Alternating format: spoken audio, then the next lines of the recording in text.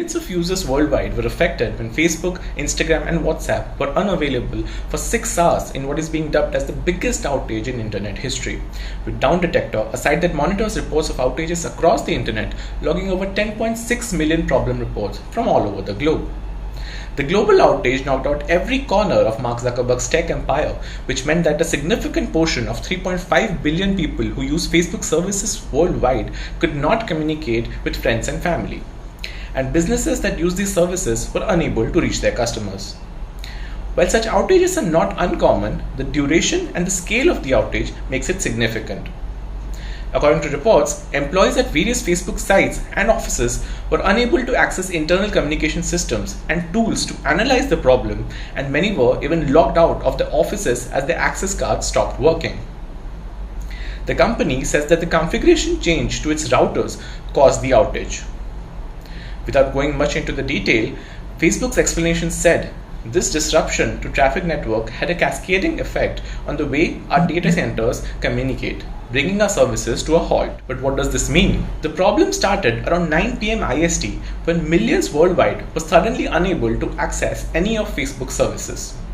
According to experts, the configuration change to its routers likely caused a major DNS failure. DNS stands for Domain Name System, and it is like an address book for the internet.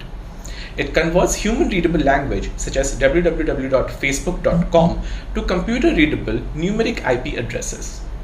When the DNS error occurred, it made every site on Facebook's domain unavailable. This also explains why services like WhatsApp and Instagram were down. All three services were essentially off the internet as no one could locate their online addresses or look them up. Experts believe that the DNS errors were in turn caused when the Border Gateway Protocol routes were pulled from the internet. Border Gateway Protocol, or BGP, is the system that the internet uses to connect networks or IP addresses in the best and quickest way possible. It is often referred to as the post office of the internet. So, the missing BGP routes combined with the DNS errors meant that Facebook and its services were effectively unavailable to people. How did it impact people? According to Statista, India has the largest user base for Facebook and its platform with over 41 crore users.